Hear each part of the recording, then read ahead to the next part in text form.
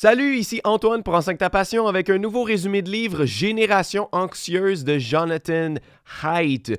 Comment est-ce que les smartphones ou les téléphones intelligents ont créé une épidémie de problèmes de santé mentaux, spécialement chez les jeunes? Et là, tu vas te demander pourquoi est-ce que je fais un résumé sur un tel livre alors que sur ma chaîne, je parle de business en ligne, comment créer des formations, comment prendre sa passion et la transformer en revenu sur Internet. C'est parce que c'est un sujet qui nous touche tous. Si tu es toi-même plus jeune et tu fais partie de la génération Z, tu vas pouvoir comprendre certains mécanismes et pourquoi tu as grandi dans l'ère où tu es. Si tu es plus vieux et tu as toi-même des enfants, ça va te donner énormément de conseils sur comment l'appliquer pour diminuer l'anxiété. Et tout simplement, c'est bon de savoir en quoi le smartphone est néfaste pour nous parce que les distractions qu'il nous donne nous empêchent de travailler à notre meilleur et nous empêchent de faire des progrès sur ce qui est vraiment important pour nous, comme faire un business en ligne. Donc, je pense que c'est vraiment important à savoir pour tout le monde.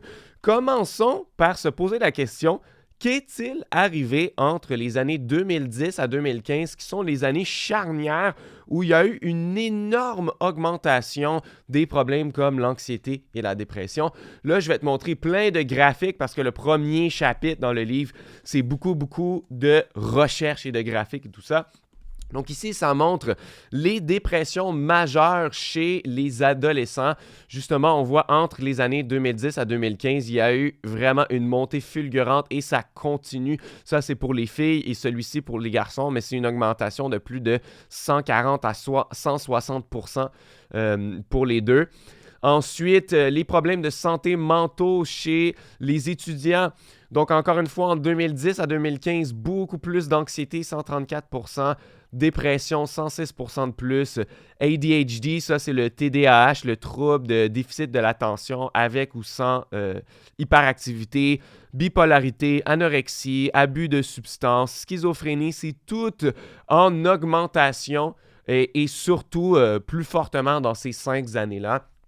Ensuite, l'anxiété selon les âges. Donc, plus on est jeune, plus l'anxiété est en hausse. Donc, les gens qui ont 50 ans et plus, c'est vraiment presque sans augmentation, mais on voit que dans les âges 18 à 25 ans, justement, la génération Z, c'est en forte hausse et ça a continué, surtout pendant la pandémie, ça continue après. Les visites à l'urgence des hôpitaux pour les problèmes d'automutilation, ça a énormément augmenté, surtout pour les filles. Voilà. Et ensuite, les taux de suicide aussi ont énormément augmenté entre ces années-là. Et etc. Il y en a beaucoup plus dans le livre, mais c'est juste pour dire qu'il y a vraiment un problème qui s'est passé. Seulement en 5 ans, il n'y a jamais eu une aussi forte augmentation en seulement 5 ans de tous les problèmes de santé mentaux. Même ici, il dit les filles, en 2012, en une année seulement, il y a eu un taux de 67% de plus de suicides. C'est presque le double. En fait, c'est plus que le double d'augmenter dans les mêmes années. Dans un an seulement ici, qu'est-ce qui s'est passé? Et la réponse, c'est que dans ces 5 années-là ou cette tranche-là, il y a l'apparition des réseaux sociaux et des smartphones, des téléphones intelligents. Jamais une nouvelle technologie dans les 100 dernières années n'a créé une aussi forte augmentation des problèmes de santé mentaux, que ce soit la radio, la télé couleur, l'ordinateur personnel et même pas l'Internet. On ne peut pas voir dans les graphiques d'avant que l'apparition de l'Internet dans les années 90 et même début 2000, que ça a vraiment créé quelque chose. C'est vraiment les réseaux sociaux et les smartphones qui ont créé cette épidémie-là. Donc, justement, entre 2010 et 2015, les gros événements, c'est le premier iPhone avec la caméra de face. Donc, le premier iPhone, c'est en 2007, mais en 2010, c'est ceux que l'on connaît maintenant, qui peuvent permettre les selfies, de prendre des photos de soi, surtout pour les filles, et aller les poster sur Internet pour pouvoir recevoir le jugement des autres.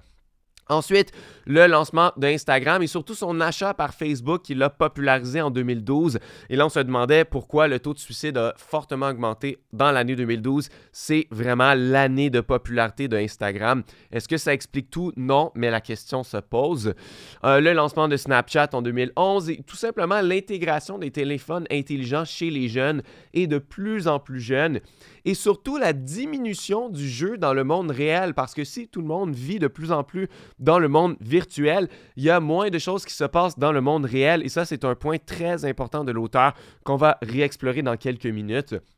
Donc, justement, c'est en baisse. Ça, c'est justement le graphique qui montre les enfants ou les jeunes qui rencontrent leurs amis en dehors de l'école tous les jours.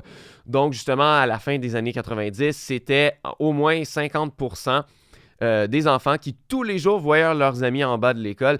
Et là, dans ces années-là, où ça a chuté et ça continue encore moins, jusqu'à même pas 25% des jeunes le font maintenant. Il y a quelque chose qui cloche. Et donc, le livre pose deux problèmes majeurs. Premièrement, il y a la sous-protection en ligne. Et c'est normal parce que les parents ne connaissaient pas les dommages qui peuvent être faits par les réseaux sociaux, par les téléphones intelligents. On ne savait pas qu'ils avaient été faits pour devenir addictifs et tout ça. Donc, il y a une sous-protection à ce niveau-là, mais il y a aussi une surprotection dans le monde réel. On ne donne plus autant de liberté aux enfants et ça, c'est un problème tout autant grave que le premier et c'est ces deux choses-là en même temps qui, selon l'auteur, crée cette épidémie d'anxiété. Un des gros problèmes des smartphones, c'est qu'ils nous mettent en mode défense au lieu d'en mode découverte. Les enfants ont besoin de découvrir par l'expérience dans le monde réel et d'être non supervisés. C'est comme ça qu'ils apprennent. Et les réseaux sociaux, ça les mène à être en mode défense constamment. Le moindre faux pas et leur réputation peut être salie de façon virale à l'aide des réseaux sociaux. Donc, ce n'est pas nécessairement juste l'utilisation du téléphone intelligent qui est néfaste. Oui, elle l'est. Mais même quand ils ne l'utilisent pas et même quand leur téléphone n'est pas sur eux, ils sont constamment en mode défense. Ils doivent se comporter d'une telle façon que leurs amis doivent les accepter parce que s'ils font une erreur, ça peut être publié directement sur les réseaux sociaux, ça peut devenir viral et ça peut créer de l'intimidation dans le monde virtuel. Donc, les enfants sont anxieux parce que non seulement quand ils regardent leur téléphone, ça leur donne des comportements anxieux de dépendance, mais même quand ils ne l'ont pas, ça peut les affecter aussi. L'auteur nous montre un concept qui est très intéressant, le concept de l'antifragilité.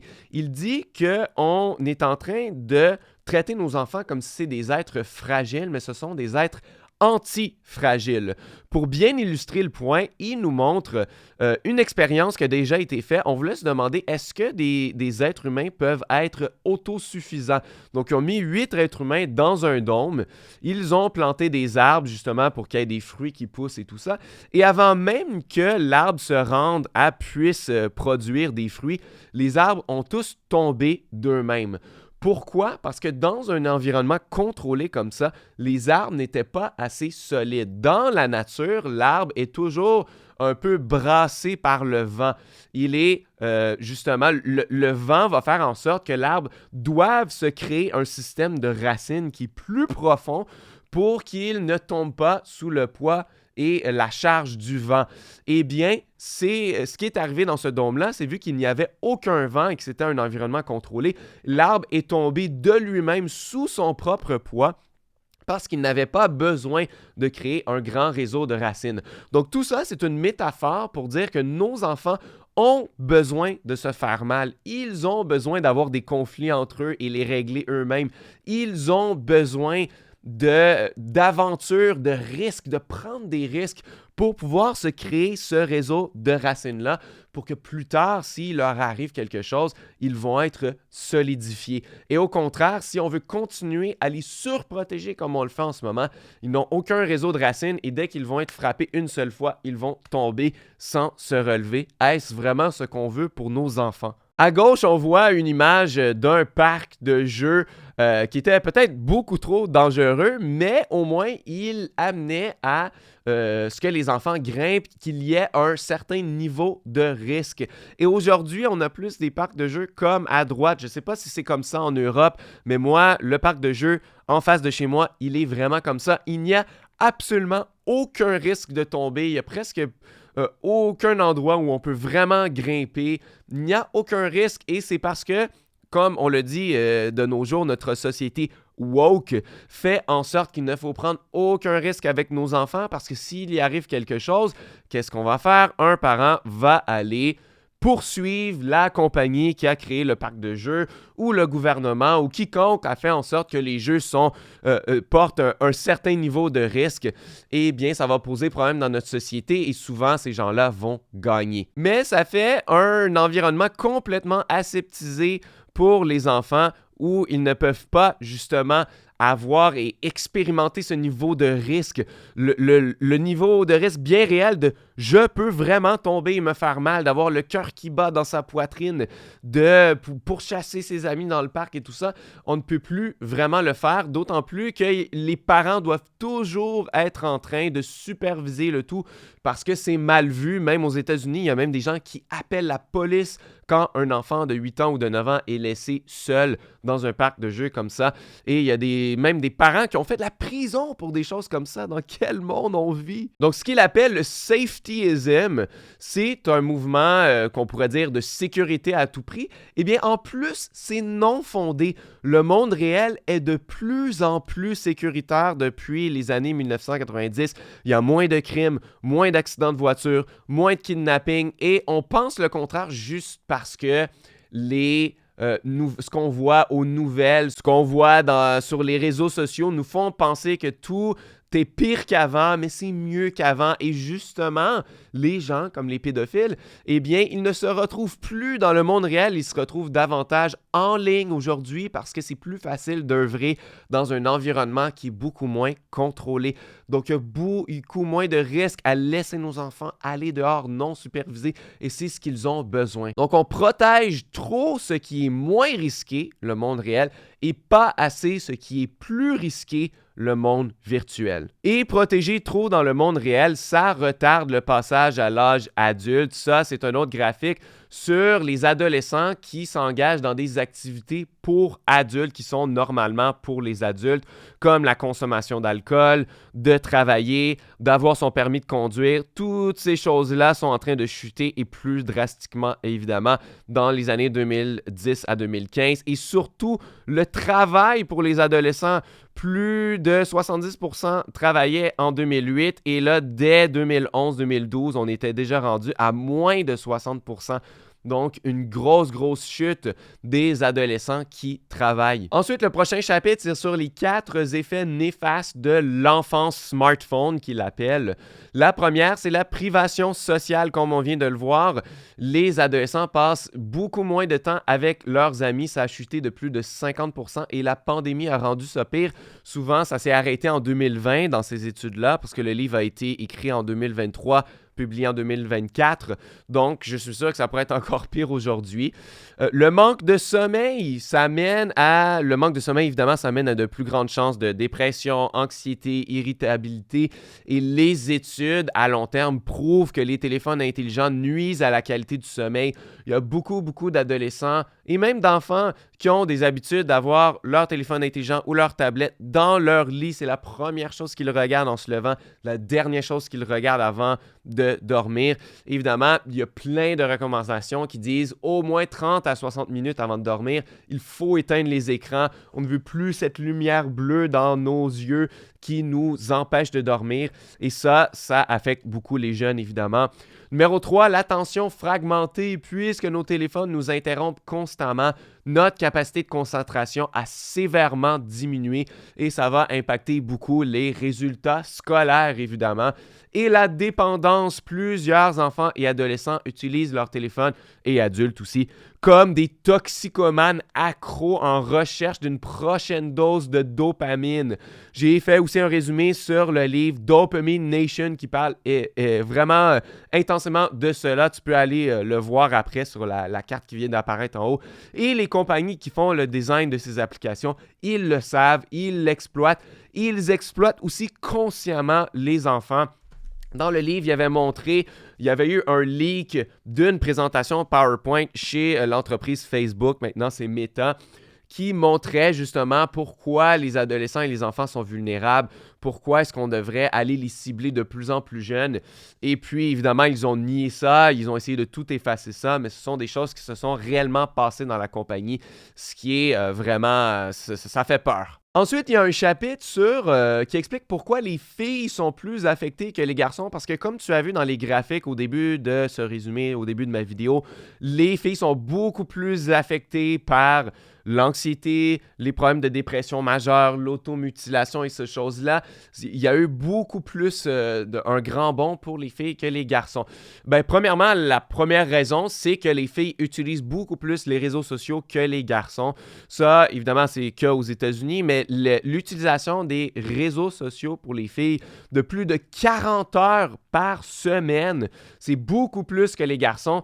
Et de 2013, justement, qu'en 2015, qui a été le pic, on approchait presque 15% des filles passaient plus de 40 heures semaine sur les réseaux sociaux. C'est un travail à temps plein. C'est complètement hallucinant. Et donc, une des 4 raisons qui font que les filles sont plus affectées, c'est qu'elles sont plus affectées par les comparaisons visuelles. Donc, justement, tout ce qui est sur Instagram, d'avoir des filtres de beauté qui font en sorte qu'on voit d'autres filles qui sont plus belles que nous, qui ont des meilleures vies que nous et tout ça. Et nous, surtout les filles qui ont de l'acné ou des choses qui se trouvent déjà pas belles, qui n'avaient déjà pas une bonne confiance en elles, eh bien, ça vient que miner cette confiance-là. Et ça, c'est un problème qu'on sait depuis tellement longtemps sur les réseaux sociaux. C'est même un des problèmes majeurs et ça affecte plus les filles que les garçons, malheureusement, là-dessus. Les agressions entre filles sont moins physiques, plus relationnelles. Donc, les garçons, justement, vont être plus physiques, ils vont se battre, ils vont donner des coups de poing. Les filles, ils vont faire, justement, du chantage, ils vont faire du gossip, ils vont faire justement, mettre quelque chose sur les réseaux sociaux pour pouvoir miner la réputation de quelqu'un. Ils vont plus fonctionner comme ça. C'est comme ça qu'ils vont s'agresser de façon relationnelle au lieu. Numéro 3, c'est parce qu'elles partagent plus facilement leurs émotions que les garçons et ils sont aussi plus affectés par les émotions des autres. L'intelligence émotionnelle est atteinte plus tôt chez les filles aussi. Et donc, vu qu'elles le partagent plus facilement, et qu'elles sont plus sensibles à ce que les autres vivent, eh bien, ça crée un cercle vicieux où tout le monde, à cause des réseaux sociaux, ne se sent pas bien et ils vont un peu... C'est comme une épidémie qui va se répandre entre elles, entre leur groupe d'amis. Et numéro 4, les filles sont plus assujetties au harcèlement. Je crois que c'est pas nouveau que c'est plus fréquent que des garçons vont harceler des filles, justement, dans la rue ou même à l'école ou tout ça, que le contraire. Et donc, ça, c'est exacerbé sur les réseaux sociaux aussi. Mais qu'est-ce qui arrive aux garçons? Ils sont aussi touchés, mais différemment. Pour eux, ils sont plus ciblés par la pornographie. Donc, ils peuvent y accéder très facilement parce que, bon, c'est facile de cliquer « j'ai plus de 13 ans », j'ai plus de 18 ans sur des sites, là, pas seulement pour la pornographie, mais justement l'âge sur Internet pour s'ouvrir des comptes, pour accéder à des sites, c'est souvent 13 ans. T'as qu'à cliquer un bouton et tu peux y aller. Dans le site, il disait « C'est dommage que des garçons de nos jours peuvent apprendre tout ce qu'il y a à savoir sur le sexe anal, mais ils n'ont jamais eu leur premier baiser. » Il y a quelque chose qui cloche dans notre société quand on en est rendu là. Donc, ils sont plus ciblés par ça. Sont plus enclins à devenir accros aux jeux vidéo en ligne, surtout les jeux vidéo qui n'ont jamais de fin, comme Fortnite qui a été très populaire, ou un peu plus vieux World of Warcraft ou des choses comme ça, des jeux qui ne finissent jamais et qui ont aussi un peu un côté de prestige social où ton personnage monte de niveau de plus en plus. Donc, il faut jouer énormément si on veut être de plus haut niveau que nos amis. Et donc, ça les amène à jouer de façon compulsive à ces jeux-là. Maintenant, il y a des jeux vidéo aussi où il y a des microtransactions. Alors là, il y a même un côté financier. Les parents peuvent être très surpris du montant qu'il y a sur leur carte de crédit. Le numéro 3, il y a un plus grand pourcentage de garçons qui ne partent plus de chez ses parents. Ils sont rendus jusque dans la trentaine. Ils habitent encore comme des ermites chez leurs parents. En anglais, ils parlent « failure to launch ». Ça veut dire une incapacité de tout simplement sortir de cette maison, sortir du nid familial et de créer sa propre vie. Et au Japon, il y a un terme qui s'appelle le hikikomori, qui est tout simplement, justement, les hommes qui s'enferment dans une pièce, qui sont des reclus sociaux complètement, qui ne font qu'être sur leur ordinateur, qui ne sortent que de leur pièce que pour les besoins d'aller aux toilettes ou des trucs comme ça. Il y a même des parents qui vont glisser une assiette de nourriture sous la porte. Ils vont complètement vivre là-dedans, des vrais reclus de la société. Ça aussi, c'est en hausse, les hommes ou surtout les garçons qui vivent comme ceci. Et numéro 4, le manque de vie dans le monde physique donne aux garçons des symptômes d'internalisation, comme la dépression ou l'anxiété. Et ça, ce sont des symptômes qui étaient beaucoup plus prévalents chez les filles, comme on l'a vu, versus d'externalisation qui, dans les années 80, 90, il y en avait beaucoup plus chez les garçons de violence, abus de drogue, vandalisme, conduite en état d'ébriété. Justement, ce sont des façons externes, des symptômes de montrer que ça ne va pas, ça se voit de façon externe. Et de plus en plus de garçons vont avoir des symptômes d'internalisation au lieu d'externalisation, donc plus de dépression et d'anxiété chez les garçons alors qu'il y en avait moins avant. Et donc, la question qui se pose par la suite, c'est que peut-on faire pour pouvoir freiner cette hausse de l'anxiété qui est due à l'utilisation plus grande des smartphones et des réseaux sociaux et justement la surprotection dans le monde réel? Eh bien, l'auteur nous donne 4 grandes recommandations. C'est vraiment une grande simplification. Il y en a beaucoup plus dans le livre, mais ce sont les 4 qui disent si tu fais ces 4-là pour toi-même, pour tes enfants, ça va régler une grande partie du problème. Numéro 1, pas de téléphone intelligent avant 13 ans. Si tu veux leur donner quelque chose, que ce soit un téléphone non intelligent, où il n'y a pas d'application, pas de choses où on peut perdre notre temps et être distrait, avoir des notifications, ça peut être un flip phone, ça peut être une montre juste pour savoir où ton enfant se trouve et tout ça, mais pas de téléphone intelligent. Numéro 2, pas de compte sur les réseaux sociaux avant 16 ans. Il y a une grande différence entre consulter les réseaux sociaux et avoir un compte sur les réseaux sociaux qui nous permet de publier et où l'algorithme peut décider de ce qu'il va nous montrer selon nos intérêts et évidemment que l'application va récolter nos informations. Si on y va justement sur Internet sans avoir de compte, ce n'est pas la même chose. Donc, pas de compte sur les réseaux sociaux avant 16 ans. Pas de smartphones à l'école, donc pas seulement pendant les heures de cours, mais pas à l'école du tout. Quand on arrive, on met ça dans un coffre-fort, on n'y touche pas et on le reprend à la fin de la journée. Parce que ce n'est pas seulement dans les cours le problème, c'est hors des cours, justement, pendant les heures de repas, de voir tous les enfants qui sont seuls dans leur propre monde, la tête baissée, qui ne se parlent même pas entre eux. Eh bien, ça, justement, génère beaucoup d'anxiété et c'est une partie du problème. Et numéro 4, beaucoup plus de jeux non supervisés et de liberté à l'enfance. Arrêtez de surprotéger. Et donc, ensuite, il va décortiquer ce que les gouvernements et les compagnies devraient faire, ce que les parents devraient faire aussi. Donc, ce que le gouvernement devrait faire. Numéro 1, c'est augmenter l'âge minimal sur Internet à 16 ans. Donc, c'était supposé d'être 16 ans à la base. Eh bien, les compagnies n'étaient pas contentes de ça parce que justement, les gens les plus jeunes, ce sont les personnes les plus impressionnables, ce sont l'audience cible, s'ils veulent, parce que plus on les prend jeunes, plus ils vont être dépendants à ces applications-là, plus ils vont avoir un produit pendant plus longtemps parce que, tu l'as sûrement déjà entendu, quand tu es sur une application gratuite, eh bien, c'est toi le produit. Eh bien, évidemment, c'est tes enfants le produit, c'est les jeunes le produit. Et donc, c'était supposé être 16 ans et ça n'a pas passé. Ils ont tout simplement fait un compromis et descendu ça à 13 ans. Ça devrait redevenir à 16 ans. Numéro 2, faciliter la vérification de l'âge. Il y a plein, justement, sur Facebook, Instagram, tout ça. Je pense qu'il n'y a même pas de petits prompts qui nous demandent quel âge est-ce qu'on a, ou on peut tout simplement créer un compte, juste cliquer « J'ai 13 ans », même si ce n'est pas vrai, et se faire un compte quand même. Je ne peux pas croire avec l'intelligence artificielle, avec les nouvelles technologies, qu'il n'y a pas une façon de faire des applications biométriques ou de l'âge, pas nécessairement compliquer les choses, là, parce que s'il faut scanner une pièce d'identité, tout ça, concrètement, ça se fera pas très bien, mais je peux pas croire qu'il n'y a pas un comité à quelque part dans le monde qui peut trouver une solution, qui peut nous aider à vraiment vérifier l'âge des enfants et évidemment donner de meilleurs contrôles parentaux pour que nous aussi, on puisse contrôler cela quand ils sont trop jeunes. Numéro 3, encourager à ce que les écoles soient sans smartphones. Donc, ça ne devrait pas être à chaque école individuellement de décider, ça devrait être fait au niveau gouvernemental pour que dans le pays ou dans chaque État, dans chaque province, dans chaque endroit, ce soit obligé d'être fait comme cela.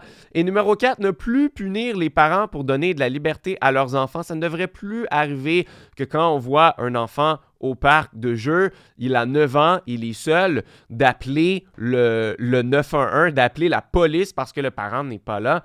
Alors qu'il y a déjà plein d'autres parents qui sont en train de surveiller leurs autres enfants au parc, il y a d'autres adultes.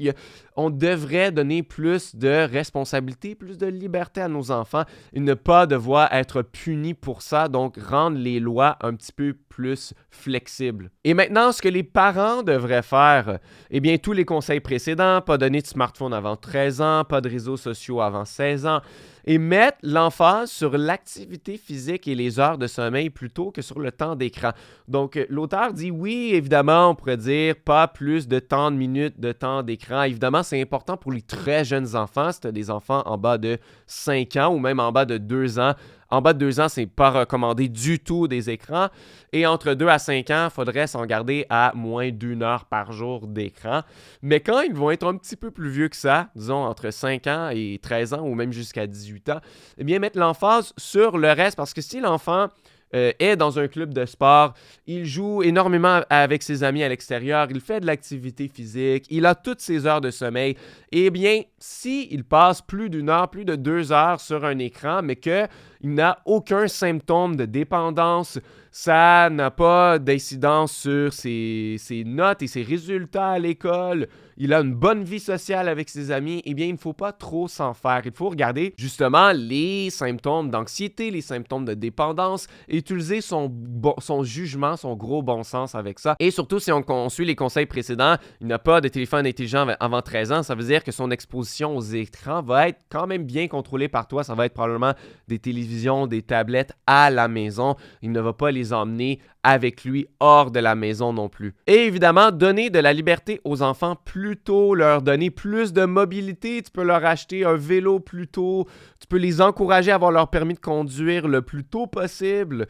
Tu peux leur permettre d'aller plus loin, plus jeune et d'exercer leur liberté. Les inclure dans les tâches et les courses, leur dire hey, il me manque de l'ail, va acheter ça au supermarché, alors que c'est même pas vrai, juste pour qu'il se rende lui-même en marchant jusqu'au supermarché, prendre le transport en commun, y aller d'une telle façon qu'il puisse exercer sa liberté. Les encourager à travailler plus tôt, comme on avait vu sur un graphique avant, ça a beaucoup chuté les adolescents qui ont du travail, qui gagnent de l'argent avant l'âge de 18 ans. Ils devraient vraiment pouvoir le faire à 15 ans, 16 ans, 17 ans. Il faut les encourager à le faire et leur donner beaucoup de temps non supervisé pour qu'ils se créent leur propre vie, qu'ils se créent justement leurs racines au lieu de tous les surprotéger de tous les risques qu'ils pourraient prendre, comment leur temps est passé et tout ça. Une objection qu'il y a souvent, c'est « mais si je fais ça, est-ce que mon enfant sera rejeté? »